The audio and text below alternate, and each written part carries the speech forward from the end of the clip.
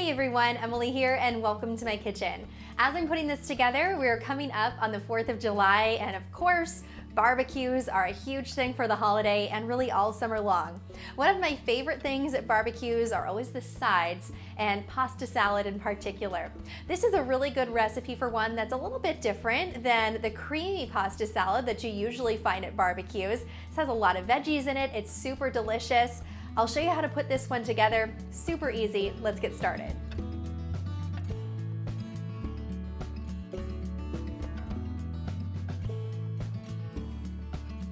To get started, I'm going to begin by boiling my pasta. I'm going to be using rotini noodles in this. I think that works really well with most pasta salads. I'm going to be using a half a pound, so just half of this box. I like to have a higher ratio of vegetables to pasta in my pasta salad, but if you like to have maybe a little bit more pasta in this, or you're just trying to stretch it, go ahead and use a full box and you'll get a lot more servings out of this. I'm just going to put this straight into the water. It's been salted, and boil it according to package instructions. Now that I have my pasta boiling on the stove, I'm going to get started on my vegetables. Now, as I chop these up, especially since I'm not making a creamy pasta salad, I want to make sure that my vegetables are chopped a little bit larger. So about the same size or just slightly larger than the noodles themselves. That's going to allow you to get a better bite and include all of those toppings as you're enjoying the pasta salad. I'm going to start with chopping up half of a medium red onion.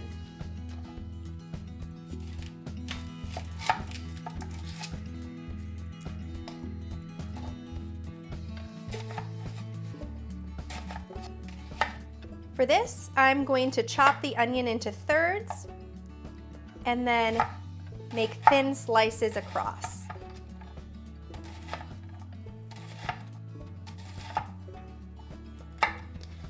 And I'm going to add that straight into my bowl. Next, I'm going to add in 1 orange bell pepper. I think with this one, it works best if you have a yellow, orange, or red bell pepper. The green bell peppers just aren't quite sweet enough for this.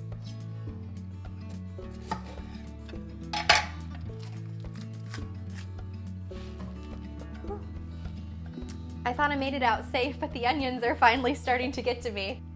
With these, I've sliced them into quarters and I'm going to do strips.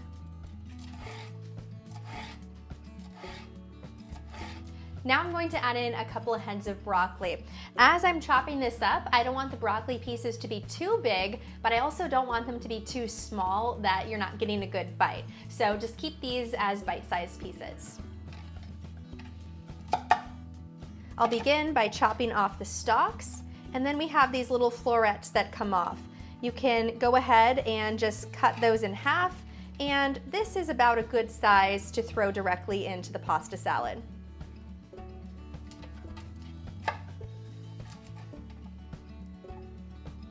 You don't have to feel like you're wasting these stalks. You can cook these up and eat them later, or if you have a food processor or just want to take the time to grate these by hand, you can grate these up and throw them in. It'll be just like a broccoli slaw, so that's a really good way to use these up.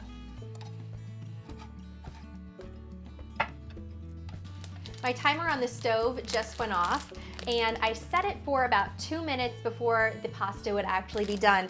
I have some peas that I'm going to throw in there. If you're using frozen peas, you don't have to do this step, but I'm going to cook these for the last 2 minutes remaining on the pasta to finish these up. So I'm just going to pour these directly into the pot.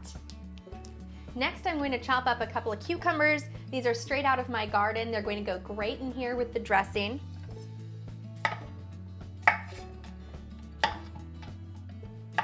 For these, I'm going to cut them in half lengthwise and then do a thin slice across.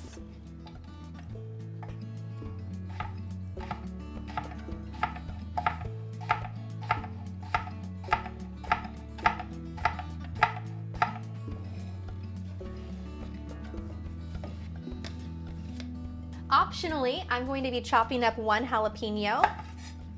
If you don't like spice to it, or if you're serving this to a crowd, might be best to leave this one out.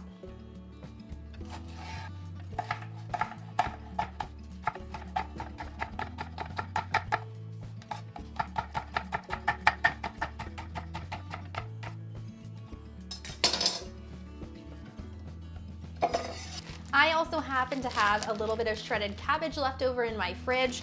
I'm going to add this to here. This is optional, I'm just using this up. And that's it. Perfect timing, you can hear the timer going off. I'm going to drain and rinse my pasta. After you drain your pasta, make sure you give it a really good rinse in cold water. Not only to keep it from sticking together, but also to stop it from cooking. And because we put our peas in with the pasta, that's also going to keep the peas from getting too mushy and keep them pretty crisp. Once my pasta and peas have been rinsed off and they're all cooled down, I'm going to add them directly into the bowl of our vegetables.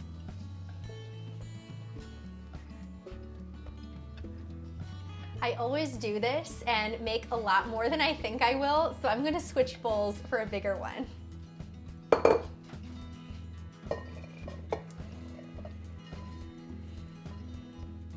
At this point, we're going to go ahead and add in our salad dressing, and this is what makes it super easy. You don't have to make this on your own.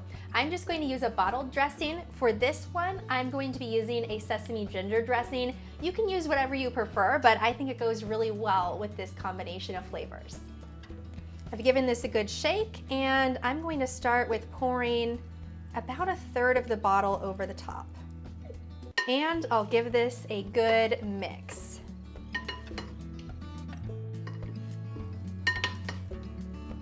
Once everything has been really well combined, go ahead and give this a taste to see if you need to add in a little bit more dressing. I don't like to have too much dressing on mine, that's just a personal preference, so just enough that the flavor is all there. I don't want it to end up too soggy, so I like to add as I go. I'll give this a taste and see if I need to adjust it.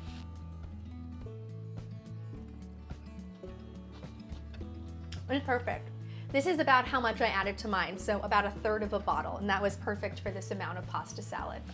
Now that this has been all mixed up and seasoned, I'm going to add in my last ingredient, and this is a can of Mandarin oranges in juice. I'm going to drain this out and mix these in last. They're a little bit delicate, so I didn't want them to break up too much. I'm just going to give this a gentle toss. And this is going to add in just a nice hint of sweetness to the pasta salad.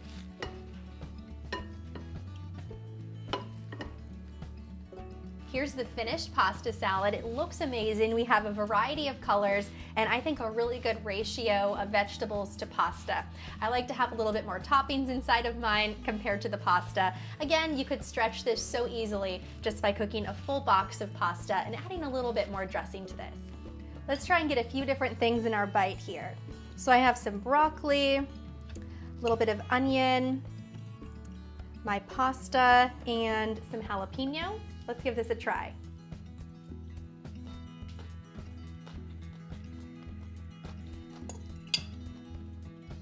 This is already so good. It's going to get better as it sits in the fridge, so if you're going to be making this, I would make it at least 2 hours in advance, if not the day in advance. And this is going to just really let the flavors sit and combine, and it's going to be fantastic. You can always add just a little bit more dressing when you're ready to serve, just because it is going to soak up a lot of the dressing and you don't want it to be too dry. Thanks so much for watching, and I hope you like this video. If you try this recipe, let me know how you like it in the comments below. Don't forget to hit subscribe and the bell icon so you can get notified every time I post. As always, you can find the full recipe in the description box down below, along with links to all of my social media pages and my Amazon page where you can find all of my cooking favorites. Hope to see you back here next time.